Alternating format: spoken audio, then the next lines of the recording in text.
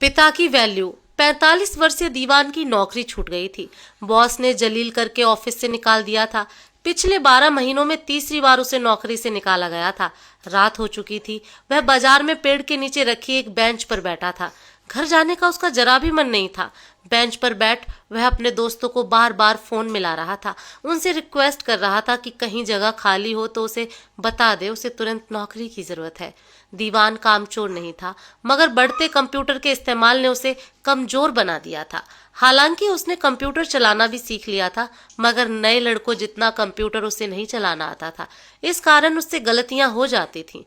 रात के 10 बजे वह हताश और निराश सा घर पहुंचा। अंदर प्रवेश करते ही बीवी चिल्लाई, कहाँ थे इतनी रात तक? किस औरत के साथ गुलछर्रे उड़ा रहे थे? तुमको शर्म भी नहीं आती क्या?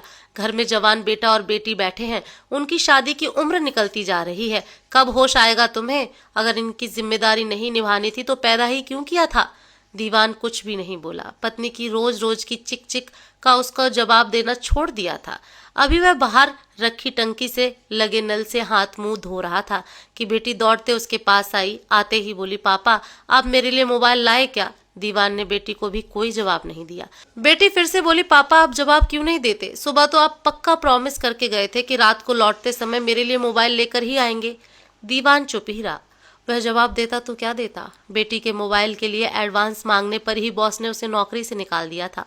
बेटी अपने हाथ में पकड़े पुराने फोन को दिखाते हुए बोली, आपको क्या लगता है पापा झूठ बोल रही हूँ? देखो ये मोबाइल सचमुच खराब हो गया है, ऑन करके ही हैंग हो जाता है। दीवान चुप था। वह अपनी नौकरी जाने की खबर भी किसी को नहीं बताना चाहता था, क्योंकि वह जानता था अगर ये बात बताई तो बेटा बेटी और पत्नी सभी उसके पीछे पड़ जाएंगे, उसे कोसने लगेंगे कि वह ढंग से काम नहीं करता। इसीलिए हर चौथे महीने नौकरी से निकाल दिया जाता है।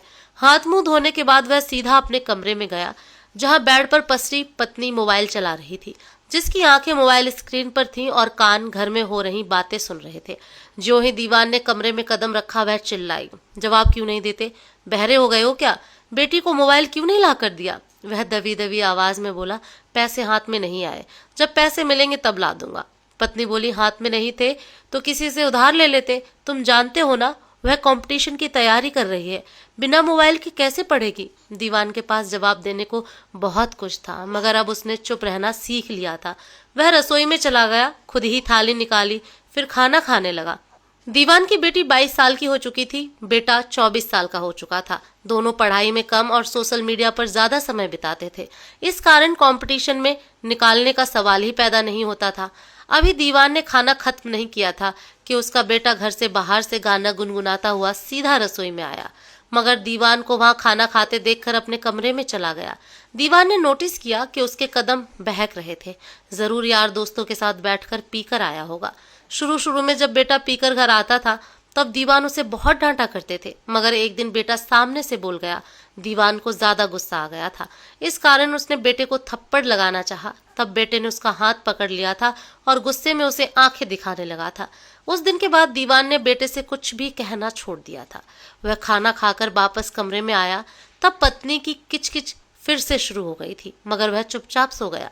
सुबह जल्दी उठकर वह काम की तलाश में निकल गया। वह जानता था बिना काम किए सब कुछ बिखर जाएगा। घर खर्च चलाना था, बच्चों की पढ़ाई की जरूरतें पूरी करनी थी, उनकी शादी भी करनी थी। शाम तक वह भूखा प्यासा दफ्तरों के चक्कर काटता रहा। खाना नहीं खाने से शरीर की शुगर लो हो गई थी, शरीर में सुन्नी सी आ गई थी। वह सोचते हुए चल रहा था। पता नहीं कब चलते चलते वह फुटपाथ से मुख्य सड़क पर आ गया। तेज दौड़ता हुआ टोला उसके ऊपर से निकल गया। दीवान को तड़पने का मौका भी नहीं मिला। सड़क पर ही उसके प्राण पखेरु उड़ गए। दीवान के बेटे बेटी और पत्नी ने रोते बिलखते हुए उसका अंतिम संस्कार किया। उसके जाने के बाद घर का माहौल पूरी तरह बदल गया था। जिन लोगों से उधार पैसे ले रखे थे वे रोज घर का चक्कर लगाने लगे थे। रिश्तेदारों ने फोन उठाने बंद कर दिए थे। घर का वाईफाई का कनेक्शन कट चुका था। अचानक से घर में नेट चलना बंद हो गया था। बेटी और बेटा अब खाने में कमी नहीं निकालते थे, जो भी मिल जाता खाकर पानी पी लेते थे। बेटे की आजादी खत्म हो गई थी। अब वह एक कपड़े की दुकान में 7,000 रुपए महीने की नौकरी करने लगा था। बेटी भी एक प्राइवेट स्कूल में 5,000 रुपए महीने की नौकरी करने लगी थी। पत्नी के लिए सब कुछ बदल चुका था। माथे का सिंदूर मिटते ही उससे सजने संवरने का अधिकार छीन लिया गया था। अब वह घंटों शीशे के सामने खड़ी नहीं होती थी। पति को देखते ही किचकिच शुरू कर दिया करती थी। अब उसकी आवाज सुनने को तरस गई थी। पति जब जिंदा था वह निश्चिंत होकर सोया करती थी, मगर उसके गुजरने के बाद एक छोटी सी आवाज भी उसे डरा देती थी। रात भर नींद के लिए तरसती रहती थी। उसके गुजरने के बाद पूरे परिवार को पता चल गया था कि वो उनके लिए बहुत कुछ था। वो सुख चैन था, वो नींद था, वो रोटी था, कपड़ा था, मकान था, वो पूरा बाजार था, वो ख्वाहिशों का आधार था। मगर उसकी वैल्यू उसके जीते जी उन्हें पता नहीं थी। बाप की कद्र किया करो, अगर वो गुजर गया तो अंधेरा छा जाएगा। वो ख्वाहिशों का आधार था, मगर उसकी वैल्यू उसके जीते जी उन्हें पता नहीं थी। बाप की कद्र किया करो, अगर वो गुजर गया तो अंधेरा छा जाएगा। दोस्तों, आपको ये कहानी कैसी लगी कमेंट करके जरूर बताएं। पेज को फॉलो जरूर करें। धन्यवाद।